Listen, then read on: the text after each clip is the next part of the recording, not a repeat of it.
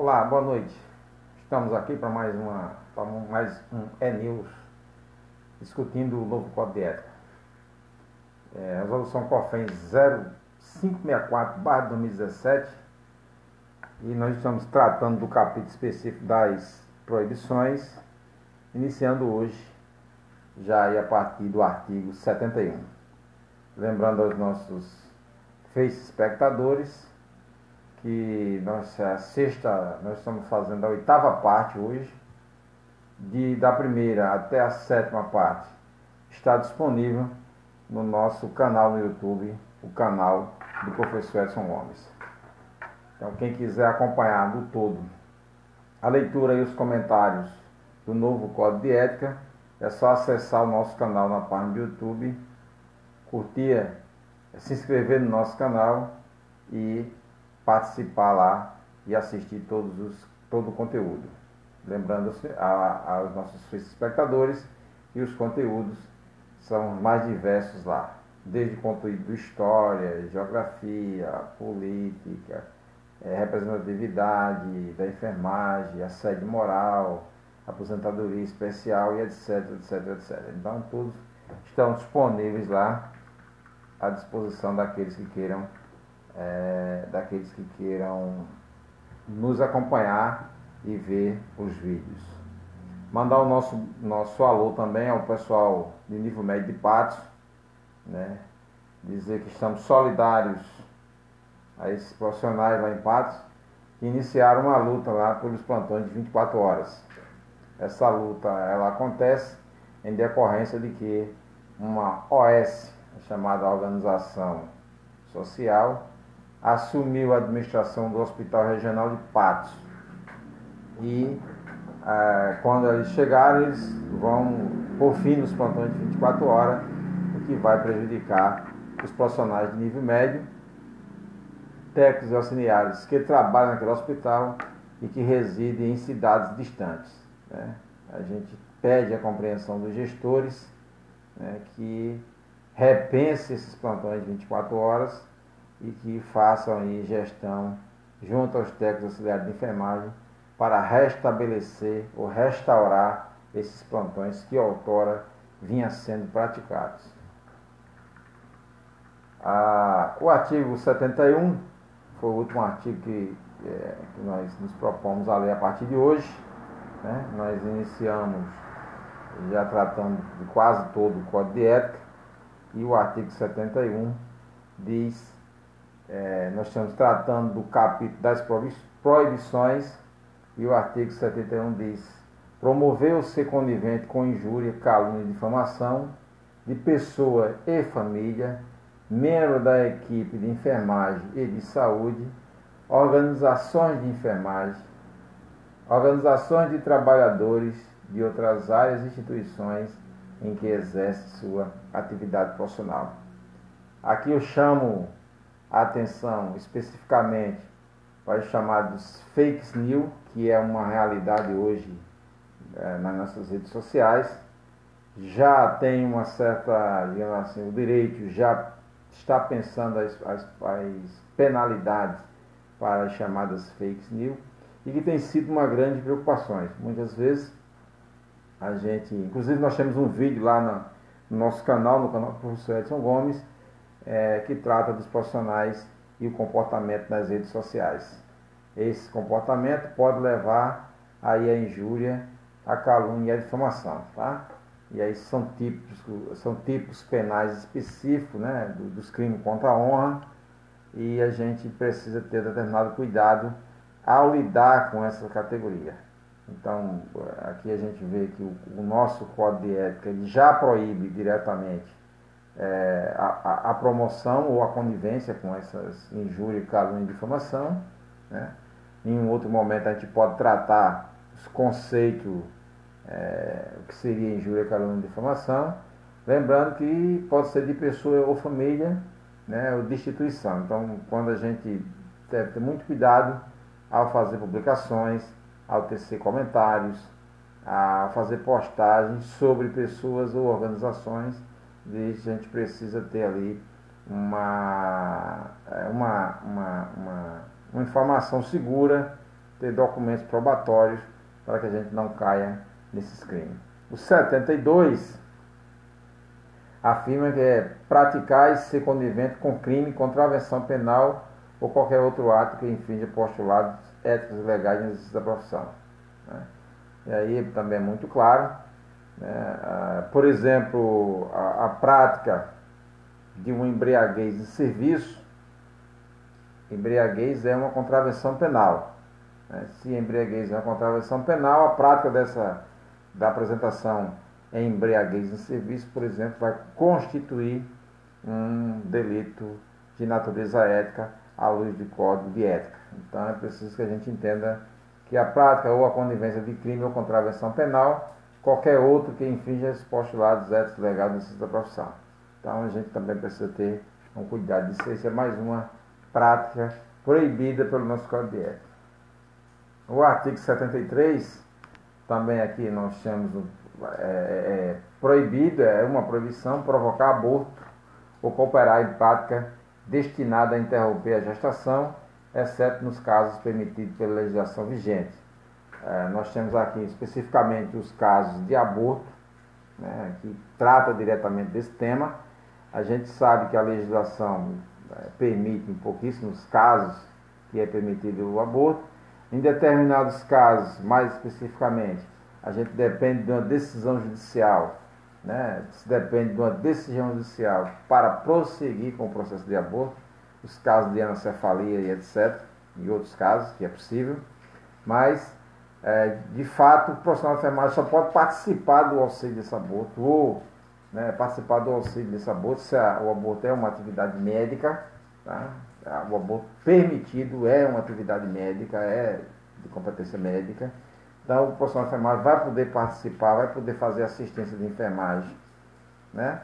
Apenas quando os casos sejam permitidos pela legislação vigente. E aí a gente precisa depois entender que casos são esses, mais especificamente previstos lá no Código Penal e previstos nos outros códigos, né, e nos outros estatutos. Tá? Então isso também dá uma boa discussão, é material de estudo e etc. O parágrafo 1 do artigo 73 diz que nos casos permitidos pela legislação, o profissional deverá decidir de acordo com a sua consciência sobre sua participação, desde que seja garantida a continuidade da assistência. Nós temos dois elementos importantes aqui de se discutir, né? Primeiro, que aqui é o chamado aborto consentido, no parágrafo 1. Há o consentimento legal, é um aborto consentido, consentimento legal previsto na legislação. A equipe médica resolve, então, partir para o aborto, a legislação autorizou, ou uma decisão judicial autorizou. Mas nesse caso, o profissional, ele pode, inclusive, né, ele diz, nos casos permitidos pela legislação, o profissional deverá decidir de acordo com a sua consciência. Digamos que um profissional que acha que fazer aquele tipo de aborto é contrário à consciência dele, a esse conjunto que constitui a moral e a ética dele. Então, nesse momento, ele pode se recusar. Ele pode se recusar, mas essa recusa tem um limite. E que limite é esse da recusa? É não deixar de prestar assistência de enfermagem. Então, jamais ele pode se recusar e não garantir a continuidade da assistência. Ele precisa garantir a continuidade da assistência. Ele precisa chamar alguém para que fique no lugar dele. Ele precisa dizer que não pode, e aí conversar com a equipe médica, para que a equipe médica e a equipe de enfermagem encontre alguém que vá assumir essa responsabilidade. O artigo 74 diz: proíbe promover ou participar de prática destinada a antecipar a morte da pessoa. E aqui entra mais uma questão, são as questões polêmicas, digamos aí, a questão da eutanásia, por exemplo, a eutanásia, etc. Aí, no meu entendimento, o parágrafo único também pode observar nesse mesmo caso, mesmo que a pessoa não se sinta bem, o seu conjunto de elementos morais não permita ele fazer isso, não dê a ele essa possibilidade, não libere ele, a mente não libere ele para fazer isso, ele vai poder estar se utilizando desse parágrafo único, no sentido de que não tem que garantir a assistência, tá? A continuidade da assistência, mas ele vai poder recusar. O artigo 75 nos fala de praticar ato cirúrgico. Aí, especificamente, o ato cirúrgico é uma atividade do profissional médico, não é uma atividade do profissional de enfermagem. Mesmo assim, o artigo 75 traz uma exceção, exceto nas situações de urgência e emergência, nas situações de emergência, ou naquelas expressamente autorizadas na legislação, desde que possua competência técnico-científica necessária, né?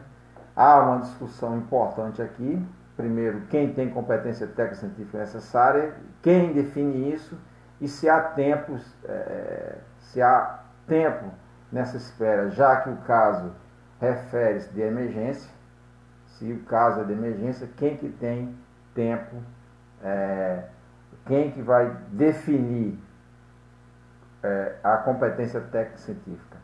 Se essa definição é uma autodefinição dessa competência técnico-científica, ou se um terceiro terá que determinar, terá que dizer essa competência técnico-científica. Ou se o próprio diploma, a própria cártula de enfermeiro, de técnico, pode definir já essa competência técnico-científica, tá? Então, cabe uma discussão aqui, e aí fica para os casos práticos de acontecerem e conforme julgados dos conselhos. De qualquer forma, o que a gente traz é que o Código traz a proibição da prática do ato cirúrgico, mas excetua essa proibição nos momentos de emergência. A gente tem todo um conceito de emergência, né? Mas em alguns casos vai entrar aí a definição de emergência para aquele caso específico, tá? Então não se pode pensar aí, de qualquer forma, em um processo eletivo ou um processo que pode esperar por algum tempo a chegada de um profissional médico para fazer esse ato cirúrgico. O artigo 76 diz que é proibido negar assistência de enfermagem em situações de urgência, emergência, epidemia, desastre e catástrofe, desde que não ofereça risco à integridade física do profissional. Então aqui, digamos, um caso típico. Nós tivemos recentemente um prédio que pegou fogo em São Paulo e algumas pessoas ficaram feridas e etc. Então, diante daquele quadro, que é um quadro de emergência, né, é um quadro de desastre, o profissional não pode simplesmente negar assistência, dizer que não vai prestar assistência. Há uma obrigação moral e uma obrigação ética. Uma obrigação moral com a sua comunidade, com o seu espaço, com o ser humano, e há uma obrigação ética para com o Código de Ética, tá? Então, a recusa dele em prestar assistência em caso de desastre, catástrofe, emergência e urgência, ele responde ao Código de Ética. O artigo 76 diz que proíbe executar procedimentos ou participar de assistência à saúde sem o consentimento formal da pessoa ou de seu representante ou responsável legal, exceto em iminência e risco de morte. Então aqui nós inclusive já discutimos isso em momentos pretéritos, que é a situação, por exemplo, do consentimento do assistido em permitir assistência. Digamos que Edson vá fazer uma intramuscular, um caso bem prático, simples. Edson vai fazer uma intramuscular. No momento que ele se dirige ao paciente, o paciente vai dizer, eu não quero. Então, eu não quero tomar essa intramuscular. Então, esse não quero, essa fala do paciente, essa vontade expressa pelo paciente, a vontade livre e deliberada, né? Essa vontade livre e deliberada desse paciente é a expressão da negativa de receber assistência. Então, nesse momento, eu jamais vou poder pegar esse paciente e vou poder fazer a administração da intramuscular de forma compulsória, né, obrigando a tomar, segurar ele e fazer isso. A menos que isso, que a vida dele esteja em risco e que dependa desse medicamento. Tá? Então, você está trazendo um caso prático, mas tem diversos outros casos que pode ser aproveitado. O artigo 78, de administrar medicamento sem conhecer a indicação, a ação da droga, via de administração, potenciais riscos, respeitados os graus de formação do profissional. é interessante que a gente compreenda aqui que esse artigo ele se aplica no todo ao enfermeiro, tá? Ele se aplica no todo ao enfermeiro e em parte ao profissional de nível médio. Por que em parte ao profissional de nível médio? Por conta do seu conhecimento em farmacologia. É tanto que o artigo traz, no finalzinho do artigo, a segunda parte do artigo, ele vai dizer respeitados os graus de formação do profissional. Então, profissional de nível médio, né, é respeitar esse grau de formação dele. É óbvio que ele não vai conhecer, ou ele não tem como conhecer, né, como conhecer a ação da droga, a indicação, a ação da droga, a via de administração, os potenciais riscos de todas as medicações. Já para o enfermeiro, a situação era um pouco mais, digamos assim, mas é mais possível dele conhecer. Por quê? Porque além de ele ser um profissional de nível superior, ele é um profissional responsável pela equipe. É ele que tem que coordenar, né, e supervisionar as atividades desse técnico. Então, a atividade do técnico de enfermagem é uma atividade em subordinação, portanto, ela digamos assim, se houver uma possibilidade de erro, haverá, neste caso, uma meia-culpa ou uma culpa dividida especificamente com o enfermeiro. É ele que programa a medicação, é ele que faz a prescrição de enfermagem, é ele que deve conhecer, por exemplo, a ação da droga, a via de administração e os potenciais riscos. Então é ele que tem que alertar, por exemplo, no caso de uma droga desconhecida, ele tem que alertar o técnico ou o auxiliar de enfermagem que trabalha com ele desse potencial risco, né, desse potencial risco que a droga apresenta. O artigo 79, ele traz uma proibição que é a de prescrever medicamento que não esteja estabelecido em programa de saúde pública ou em rotina aprovada em instituições de saúde, exceto em situações de emergência. Então existe na atenção básica, por exemplo, os cadernos de atenção à saúde, existe os protocolos de atenção de saúde e atenção básica, e lá está previsto quais medicações esse enfermeiro pode prescrever. Uma outra situação é, em determinado serviço, existe existe um protocolo de rotinas, e nesse protocolo de rotina está descrito qual medicação ele vai poder prescrever. Fora desses protocolos, ele só vai poder prescrever medicação em caso de emergência. Se não for em caso de emergência, ele não vai poder fazer essa prescrição. Tá?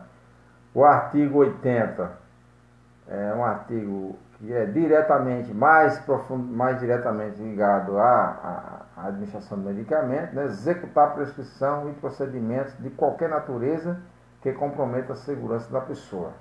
Então ele está muito ligado lá ao artigo 78, né? Porque se ele conhece a indicação, a ação da droga, a via de administração e os potenciais riscos da droga, provavelmente ele só vai executar essa prescrição tendo ciência de que ele não compromete a segurança da pessoa.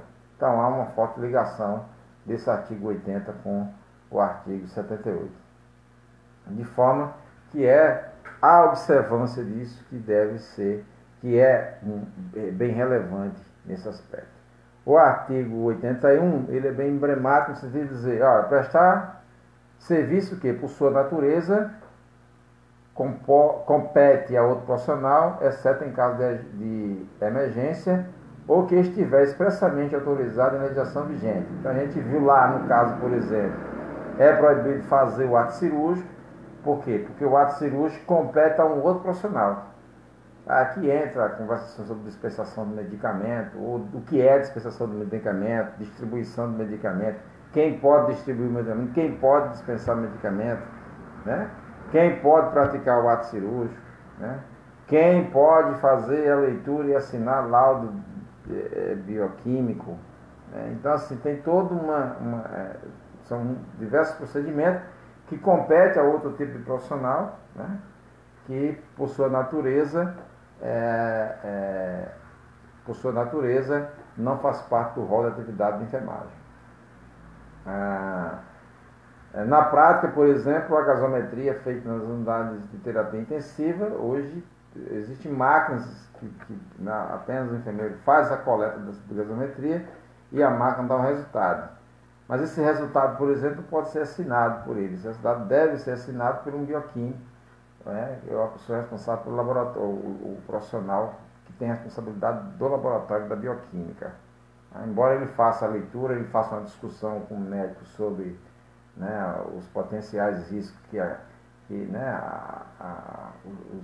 os controles lá, os indicadores desse exame, mas a assinatura desse exame não é da competência dele, portanto, o que o artigo está dizendo isso aí é prestar serviço que por sua natureza compete a outro profissional.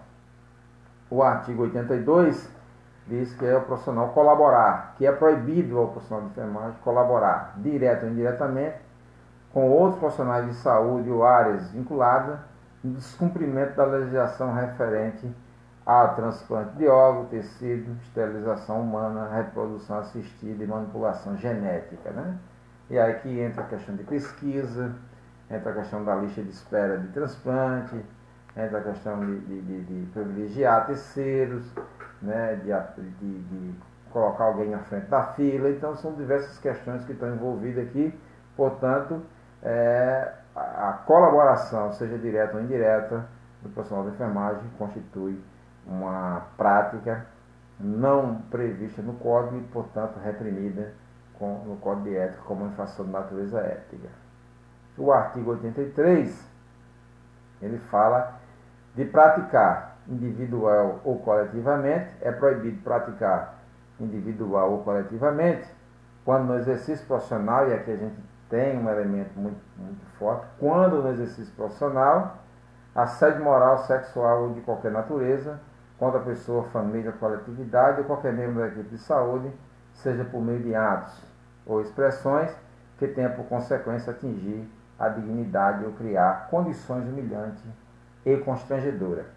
Lembrando a quem estiver nos assistindo ou tiver a oportunidade de ver essa parte do vídeo, nós temos lá no nosso canal um vídeo especificamente falando de assédio, do assédio moral. É importante lembrar que esse artigo 83 tanto pode ser professor de nível médio, mas também, digamos assim, ou com maior incidência. Isso é uma prática recorrente de quem tem cargo de chefia de direção. E às vezes, para agradar os gestores, para agradar donos de hospitais, assim, para fazer valer o seu cargo de diretoria, de direção, etc., termina entrando aí nessas práticas de assédio moral, em outros casos de assédio sexual. É muito comum isso, né, em alguns casos, de assédio sexual, ou qualquer tipo de assédio, né?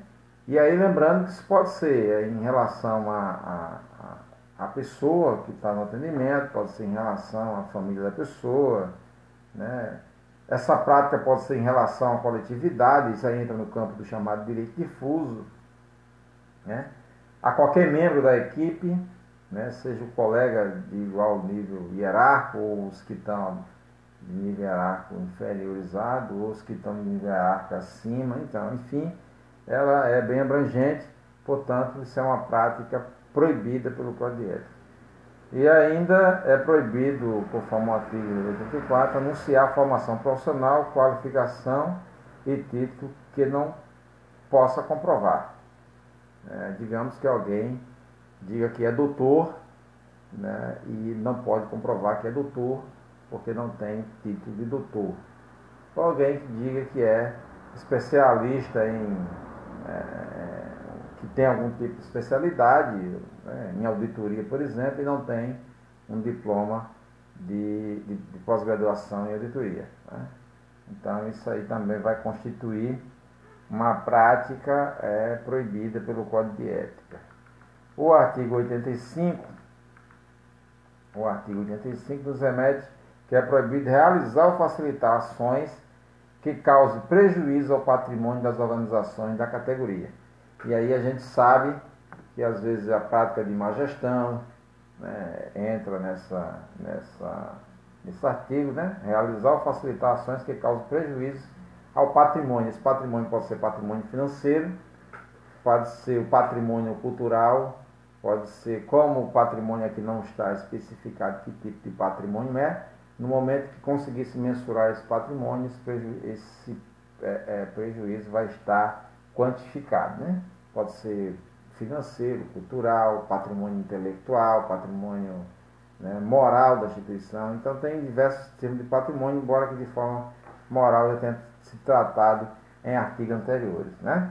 Mas, por exemplo, distribuição indevida de cargos, por exemplo, enfim, esse tipo de coisa que acontece às vezes com alguns administradores. É mais voltado para o administrador, né?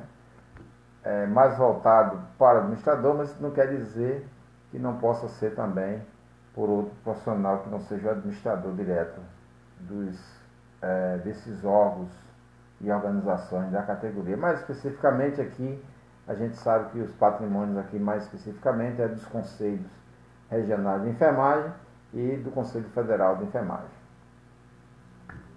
O artigo 86 diz que é proibido produzir, inserir ou divulgar informações inverídicas ou de conteúdo duvidoso sobre assunto de sua área profissional. A gente já viu no momento anterior alguma coisa voltada a isso aí, né? Principalmente aí a gente volta mais uma vez aqui para chamar a atenção para os fake news, de forma que a gente tenha, na hora que a gente produzir determinado conteúdo, a gente tenha a certeza do que estamos produzindo, né? As informações devem ser informações fidedignas ou informações verídicas que a gente possa comprovar. É importante que a gente possa comprovar a informação. No entanto, a gente está tendo o hábito aí de divulgar isso, tudo que a gente chega nos nossos grupos de WhatsApp, a gente sai divulgando. Isso é um perigo que você pode incorrer aqui no artigo 86. O parágrafo único do artigo 86 diz o seguinte: é proibido fazer referência a casos, situações ou fatos, ou inserir imagem que possa identificar pessoas ou instituições sem prévia autorização em qualquer meio de comunicação. Então, assim, aqui está muito ligado também, você cria uma informação e coloca a imagem de uma pessoa que às vezes não está ligada àquela informação, ou você coloca a informação para ligar a imagem de determinada pessoa, né? Hoje está muito comum isso nas mídias transversais, essa coisa de se fazer isso, né? De qualquer forma, a informação que você está passando é uma informação que não é uma informação verdadeira. Então, também remete aí o artigo 86. No artigo 87, é proibido registrar informações incompletas, imprecisas e inverídicas sobre a assistência de enfermagem prestada à pessoa, à família ou à coletividade. Então, é importante dizer aqui que muitas vezes a gente encontra profissionais que tem 10 pacientes, faz a medicação de 8, mas checa a medicação dos 10. 2 ficaram sem tomar a medicação, mesmo assim foi feita a checagem. Então essa checagem foi registrada uma informação, ou de forma incompleta, né, ou de forma imprecisa, ou uma informação inverídica. Às vezes você pode registrar uma informação e deixar um dado de fora dessa informação. É claro que aqui a gente vai ver, ou vai verificar se há aí, ou se houve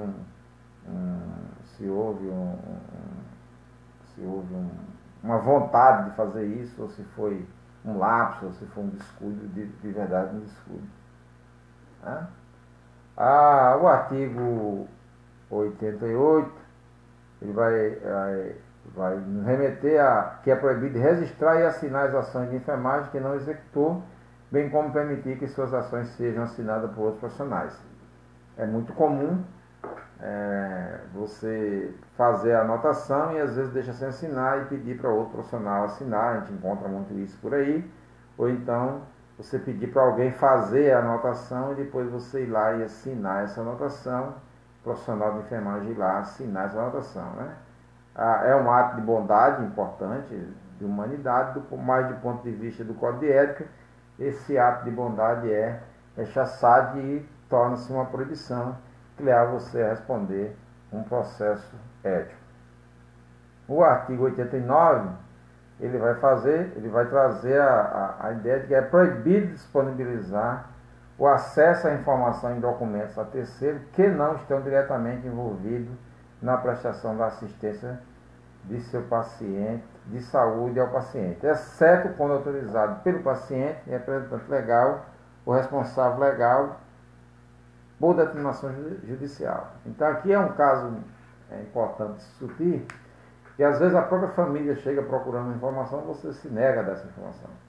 Né? O profissional se nega às vezes, não contribui. Lá a gente já viu que o paciente tem direito, a família tem direito. Anteriormente a gente já viu isso em outros, né?